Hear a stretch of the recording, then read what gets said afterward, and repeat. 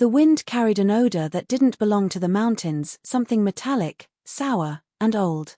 It drifted from the valley below, where the trees grew too close together and the mist clung to the ground like it was hiding something. Locals called it the Hollow of Kin, though no one alive could say why. No one went there anymore. Not since the last Carter child was born with a face that even his own mother couldn't look at. It was said that the Carters once ruled that land, proud, beautiful, and pure. But purity can curdle when trapped too long in one place. Generation after generation, the Carters married only their own, swearing never to dilute the blood that built the valley. What began as devotion to legacy became a slow spiral into madness and mutation. When the outsider came, a lost traveler seeking shelter before nightfall, he thought he'd found refuge. The family greeted him with smiles too wide, eyes too bright, and skin too pale to be healthy. Their words were polite, but their silences, longer than comfort allowed. At dinner, they prayed not to God, but to the blood that binds. He laughed nervously, thinking it a local custom. Then, from the corner of his eye, he saw something move beneath the floorboards, a shadow that crawled without sound, too large to be a rat. That night, when the house fell still, the traveler heard a sound he would never forget, a cry like a child's, but strangled, doubled, distorted. It came from the barn.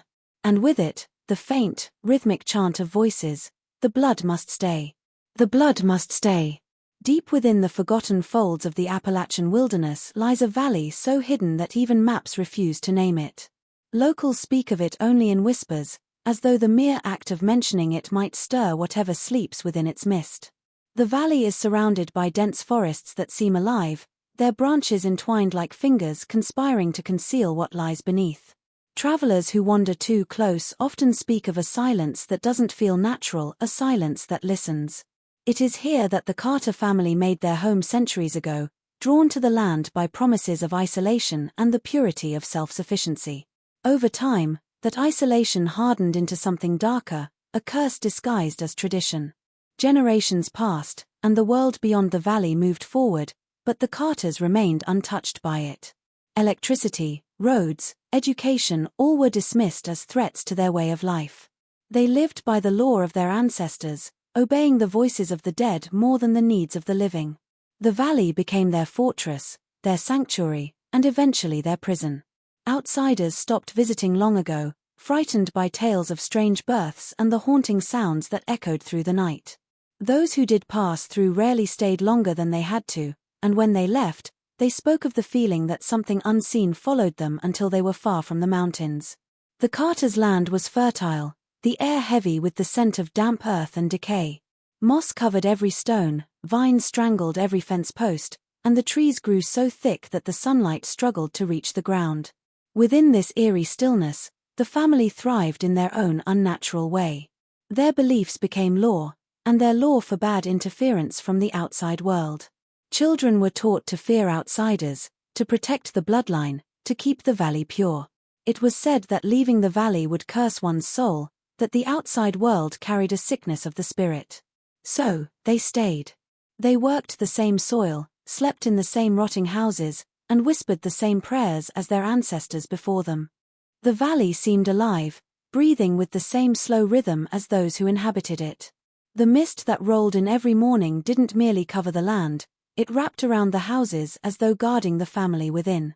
And somewhere beneath that mist, buried under the weight of years and silence, the secret of the Carters' bloodline waited to be uncovered, festering like a wound that had never healed. When Eli was born, the valley fell silent. The wind stopped whispering through the trees, and even the crows abandoned their perches as if nature itself refused to witness what had entered the world. His birth was not like the others. The midwife, an old woman who had delivered every Carter child for 3 generations, stumbled backward when she saw him, her hands trembling and her face pale with disbelief. One of Eli's eyes was a deep, unnatural blue, while the other glimmered pale green like the reflection of moonlight on stagnant water. His limbs were long and oddly bent, his fingers too many, his skin almost translucent, revealing faint veins that pulsed beneath the surface. Yet when his mother looked at him, she smiled. To her, this was not a curse. This was a sign that their blood was strong, that the family's vow to remain pure had been rewarded rather than punished. They named him Eli after an ancestor said to have heard the voice of the blood. From his first breath, he was treated as something sacred. The elders gathered that night and declared the child chosen, a vessel of the family's divine purity. Candles burned through the night as prayers were whispered in the strange, archaic tongue the family used only during rituals. The walls of the Carter home shook with chants of gratitude while outside, the mist grew heavier, pressing against the windows as if listening. Eli grew quickly, though not like other children. By the time he was 4, he could recite the old family verses without error, and when he walked, it was as though the ground bent slightly to meet his feet. Animals avoided him, yet the family's sickly crops began to thrive whenever he was near. His father called it a miracle. His mother believed he was proof that their ancestors' bloodline still held power. But behind their worshipful gazes lurked an unspoken fear. Eli's laughter echoed strangely through the valley, carrying notes of something inhuman. His gaze was sharp and knowing, too aware for a child so young. When storms swept through the hollow, lightning would strike close to the Carter house, yet never touch it. The others began to whisper that Eli could see things no one else could, that he spoke to figures who lingered at the edge of the mist. Once, a cousin swore she saw him standing by the old well at midnight, his mismatched eyes glowing faintly in the dark as something moved behind him. The family forbade her from ever speaking of it again. To them, Eli was not to be questioned. He was the living embodiment of the Carter blood, the proof that their line, no matter how twisted, would never die. The decree came on a night when thunder rolled endlessly across the mountains, as if the heavens themselves were warning against what the Carters were about to seal in blood. Inside the family's crumbling ancestral home, the elders gathered around a wooden table worn smooth by generations of the same ritual. The fire burned low, its orange glow flickering across faces lined with both reverence and decay. They spoke in hushed tones of the purity pact, a vow their ancestors had made to protect their sacred lineage from corruption. To the world beyond the valley, such talk would have been madness. But within those walls, it was law, divine and unbreakable. The family believed that strength flowed through their veins, a strength that would be diluted if ever mixed with the blood of outsiders. So, the rule was set: the Carters would marry only their own. Brothers would take sisters as wives, cousins would unite in solemn ceremony, and children born of these unions would carry the same sacred blood that had sustained the family for centuries. It began with fear of outsiders, fear of losing control, fear of being forgotten. The elders claimed that when their ancestors had once married beyond the valley, sickness and death followed. They said that only through unity of blood could they defy the weakness of the world. And so, one by one, they made the younger generations swear allegiance to this twisted belief. The ritual was binding, carved into the very heart of the family's identity. Marriage outside the bloodline was considered betrayal, love beyond the valley was sin. As time passed, the consequences of their vow began to show in the faces of their children. Eyes that didn't match, limbs that curved unnaturally, and minds that wandered between genius and madness. But within the valley, deformity was not seen as punishment, it was celebrated as proof of purity. The more unusual a child's appearance, the more they were revered as evidence of the blood's strength. Those who questioned the pact disappeared quietly, their names struck from the family's record as if they had never existed. The fear of defiance grew stronger than any sense of morality. By the time Eli came of age, the pact had consumed every branch of the family tree. The valley had become a world unto itself, a place where generations blended into one indistinguishable line. And though their bodies grew weaker with every birth, their faith in the purity of their own blood only deepened. What they called devotion had long since crossed into delusion, and the line between holiness and horror was no longer visible in the flickering candlelight of the Carter home. It was a fog-drenched morning when the stranger stumbled into the valley, his boots caked in mud and his breath visible in the cold, damp air. He had been traveling for days, following a trail that wasn't on any map, guided only by fading directions scrawled on an old piece of paper he'd found in a roadside diner. He wasn't looking for trouble, only shelter, a place to rest before continuing his journey through the mountains. But as he descended the narrow, twisting path into the valley, the air grew heavier, pressing against his chest like an unseen hand. The forest around him seemed to close in, the trees leaning closer, their branches tangled together like ribs protecting something sacred or cursed. By the time he reached the clearing, the silence had become unbearable, broken only by the faint hum of insects that shouldn't have survived the cold. The valley stretched before him, a patchwork of fields and decaying wooden houses swallowed by vines. Smoke rose from one distant chimney, the only sign of life in a place that looked untouched by time. The man hesitated, his instincts screaming to turn back, but exhaustion won. He followed the faint sound of a river until he came upon the Carter farmhouse, a sprawling, sagging structure that seemed to sink into the earth itself. Its windows were dark, its roof slanted, and yet, it exuded an eerie sense of endurance, as if it had been standing there for centuries, waiting. When he knocked, the door opened slowly, revealing a woman with sunken eyes and skin as pale as moonlight. Her smile was polite but strained, and her voice trembled as she invited him inside. The air was thick with the smell of damp wood and something faintly metallic, like old blood. Inside, he noticed portraits hanging crooked along the walls, generations of faces, all with the same strange eyes and unsettling smiles. The family gathered around him with cautious curiosity, their movements deliberate, their voices quiet, as though they were performing a ritual of hospitality rather than extending kindness. They called him guest but watched him as though he were a trespasser. Every question he asked was met with silence or vague answers. When he mentioned leaving at sunrise, the eldest among them frowned and muttered something about the valley choosing who may go. He laughed it off, trying to hide his unease, but the laughter died quickly when he caught the reflection of his hosts in the window. Their eyes seemed to glow faintly in the firelight, unblinking, ancient. As night fell over the hollow, the stranger realized he hadn't just wandered into an isolated town. He had crossed into a world that had been waiting centuries for someone like him to arrive. That night, the stranger couldn't sleep. The Carter house was too quiet, the kind of quiet that felt alive, breathing through the cracks in the walls. The floorboards creaked beneath invisible footsteps, and the wind outside didn't sound like wind at all. It came in low, rhythmic bursts, a rasping murmur that rose and fell, almost like a chant. He told himself it was just the sound of the woods settling, the movement of animals, the groaning of the old house. But then he heard it again, a cry, faint but unmistakably human. It came from somewhere behind the farmhouse, from the direction of the old barn he had passed earlier that evening. The sound was sharp at first, then drawn out, breaking into a wet, trembling moan that made his stomach twist. He rose quietly, his heart hammering against his ribs, and stepped into the hallway. The lamps had gone out, but the air still glowed faintly with the pale blue of the moon filtering through cracked windows. The house smelled of mildew and something far worse, something like rot.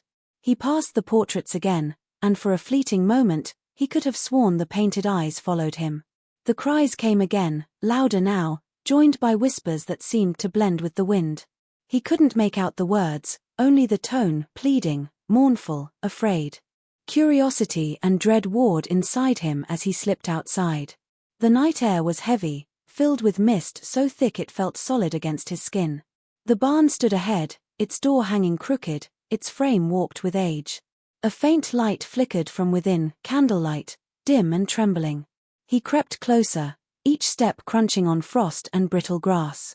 The whispers grew clearer now, overlapping voices chanting something in unison, soft and melodic yet wrong in every possible way.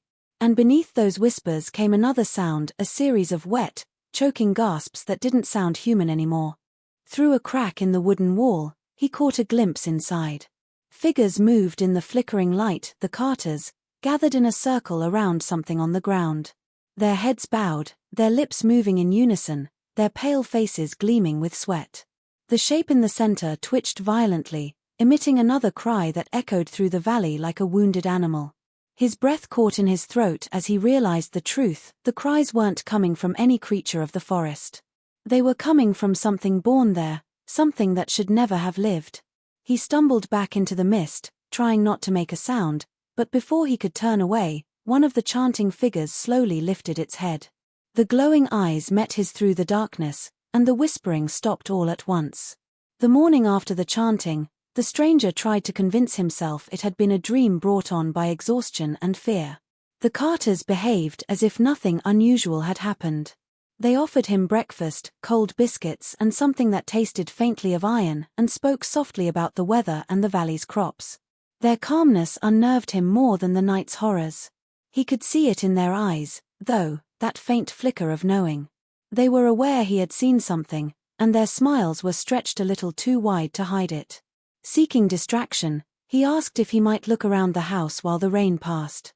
The eldest nodded slowly, granting permission with a warning: some doors are best left closed. The stranger wandered through the winding halls, the air thick with the scent of dust, candle wax, and something faintly metallic. The house was larger than it appeared from outside, its corridors leading in strange directions, looping back on themselves. Then he found a narrow stairway tucked behind a faded curtain. Curiosity pulled him upward, step by step, until he reached a small wooden door at the end of the landing. It was slightly ajar, the hinges rusted, the smell inside unlike any other room, dry and heavy, like old paper and forgotten years. When he pushed it open, his breath caught in his throat. The room was lined with portraits, hundreds of them. Every inch of the walls was covered, from floor to ceiling, with painted faces that stared back at him. Some were old and cracked, others newer, the colors still vivid. Each portrait depicted a member of the Carter family, generation after generation, their likeness preserved with meticulous care. But it was the faces that unsettled him most. The features were similar across centuries, the same high cheekbones, the same sharp chin, the same mismatched eyes. Only, as his gaze moved from the older paintings to the newer ones, the features began to warp. Mouths stretched too wide, eyes drifted too far apart, limbs seemed wrong, and the skin tones shifted into hues no living person should have. It was as if the very blood that bound them was eroding their humanity one generation at a time. He stepped closer to one portrait that looked freshly painted, a child with a crooked smile and pale green eyes that gleamed in the dim light. For a moment, he thought the eyes moved. He blinked hard, heart racing, but when he looked again, the paint seemed wet, glistening like living flesh. The sound of footsteps creaked behind him. He turned sharply, but no one was there. Yet from somewhere in the house below, a voice called softly, "Don't linger with the ancestors. They remember who looks too long." As dusk fell over the valley, the Carters prepared for what they called the Feast of Bloodlines. The stranger had been invited or perhaps summoned to join them, though he felt more like a participant than a guest. The dining room was transformed into something that resembled both a celebration and a ceremony. Candles filled every corner, their flames flickering wildly against the damp air. The walls seemed to breathe with the shadows they cast, the same portraits watching silently from above. The long wooden table was covered with dishes that looked freshly prepared yet somehow wrong, meat that shimmered too darkly, fruits that bled when sliced. The family gathered one by one, all dressed in black, their faces solemn, their mismatched eyes glinting in the wavering light. Eli sat at the head of the table, though he was barely 17.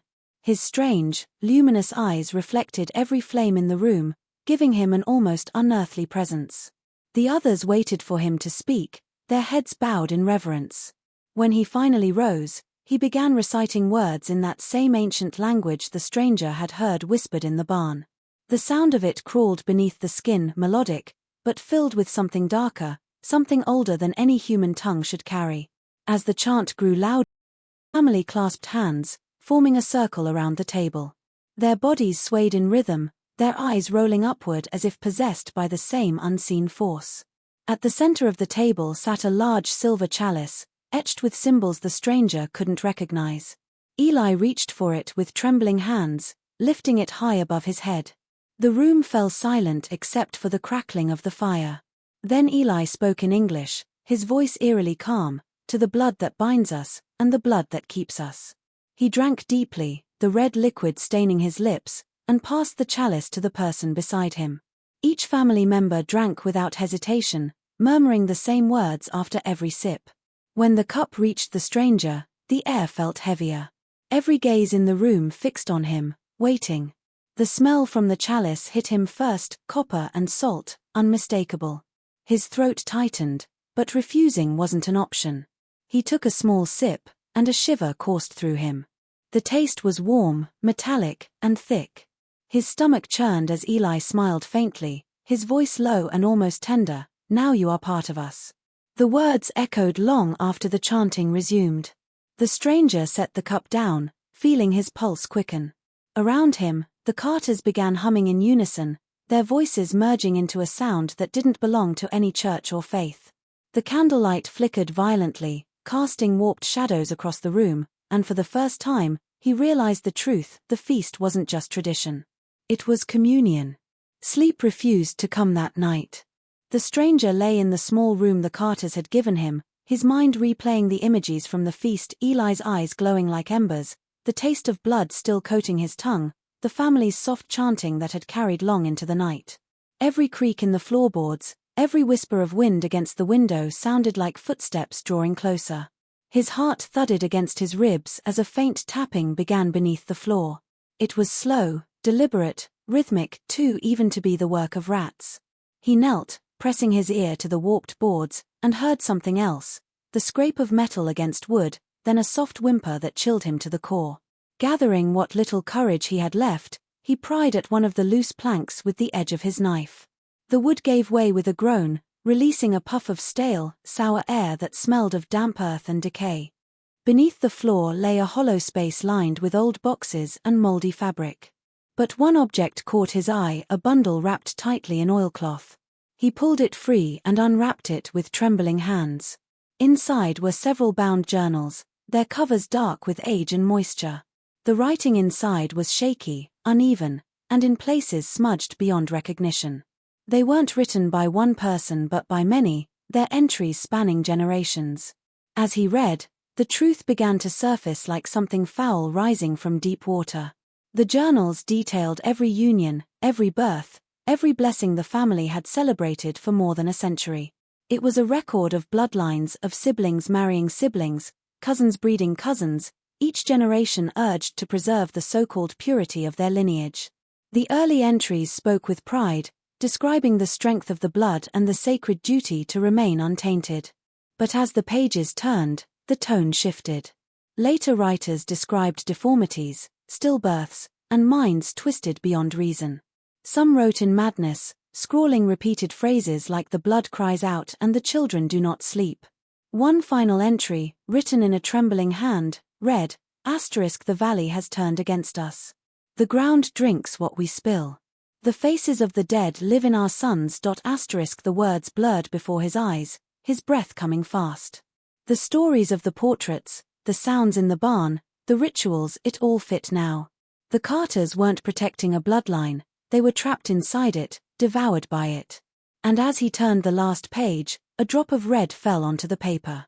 He looked up through the gap in the floor, two pale eyes stared back at him, watching from the dark beneath the house. The stranger waited until the moon climbed high before making his move. The Carters had gone silent hours earlier, their chanting replaced by a heavy, unnatural quiet. Every instinct screamed at him to run, to leave before the sun rose and whatever passed for morning in the valley began. He packed quickly, shoving the journals beneath his coat, their damp pages pressing cold against his chest. Each step down the hallway felt like walking through a grave, the air stale, the walls closing in. The portraits lining the walls seemed different now, the eyes brighter, the faces sharper, as if aware of what he planned to do. When he reached the front door, the handle was slick with something that wasn't water. He hesitated, then forced it open, stepping into the cold night air that clung to him like breath from something unseen. The valley was drowned in fog, thicker than he had ever seen. It swallowed the fields, the barns, the trees, everything but the faint path leading upward toward the ridge. He started walking, keeping his eyes forward, each footstep sinking into the damp earth. But after only a few minutes, he felt it, the unmistakable sense of being watched. From the darkness, whispers began to rise, soft at first, then stronger, weaving through the trees like wind carrying voices. "The blood must stay," they said, over and over, until the words became a rhythm matching the pounding of his heart. He broke into a run, branches tearing at his clothes, roots clawing at his feet. Behind him came the sound of movement, not one set of footsteps, but many. Dozens. The voices grew clearer now, no longer whispers but chants. He could hear Eli's voice among them, calm, steady, commanding. "He carries the blood," Eli said, and the others responded in unison, The blood must never leave. The stranger's lungs burned, his legs heavy, but the thought of the journals, proof of what he had seen, kept him moving. He reached the edge of the clearing where the trees began to thin, where a faint glow of moonlight promised the path to freedom. Then the chanting stopped. The silence that followed was worse than the noise. He turned and saw them, shapes emerging from the fog, pale and distorted, their eyes gleaming like mirrors catching the moon. Eli stood at the center, his mismatched eyes fixed on the stranger, his mouth curling into a knowing smile. "You've seen too much," he said softly. The air grew colder, the fog thicker, pressing against his lungs. And as the stranger stumbled backward toward the ridge, he realized that leaving the valley was not escape at all, it was defiance, and in the Carter Valley, defiance was death. Years passed before anyone dared return to the valley. The world outside had changed, but the hollow of kin remained untouched, hidden beneath the same shroud of fog and silence that had always guarded it. The stranger who had escaped never truly escaped at all. He was found wandering miles from the mountains, clothes torn, skin pale as chalk, muttering the same phrase over and over, *the blood remembers. He spoke of nothing else. Doctors called it madness. He spent the rest of his life in an asylum, sketching the same faces on the walls, their eyes mismatched, their mouths twisted in eerie half-smiles. No one believed his story. Not the police who dismissed the valley as a myth, not the locals who said the land had been cursed long before he was born. But years after his death, when developers sought to clear part of the Appalachian forest for a new road, they stumbled upon the overgrown path that led to the forgotten hollow. Curiosity drew them in, just as it once had drawn him. The valley was dead, or so it appeared. The fields were gray and brittle, the trees bent under the weight of their own rot. The Carter house stood in ruins, its roof caved in, its windows shattered. The portraits inside were blackened by mold, their faces warped beyond recognition. Dust hung thick in the air, disturbed only by the crunch of boots on the rotting floor. But as the men explored, they found something strange. The ground beneath the house was warm, as though something still pulsed deep below. One of them uncovered a rusted trapdoor half buried under debris. When they pried it open, a rush of cold, fetid air escaped, carrying with it the faint echo of a child's cry. The sound was distant, fading quickly, but none of them could explain it. They descended into the darkness, their flashlights slicing through the damp air. What they found was neither fully human nor animal, remnants of rooms carved from the earth, filled with bones that didn't match any known anatomy. And in the center of it all lay a small wooden cradle, its rocking slow and deliberate, though no one touched it. One of the men swore he saw movement, a pale figure crawling from the shadows, its eyes glowing faintly green and blue. When he called out, it turned toward him and whispered his name, the same way the stranger had once been called in his dreams. He dropped his light and ran, the others following in terror. When they looked back, the valley was closing in again, fog rolling like a living thing, swallowing everything in its path, leaving only silence and the faint, rhythmic echo of something that still breathed beneath the earth.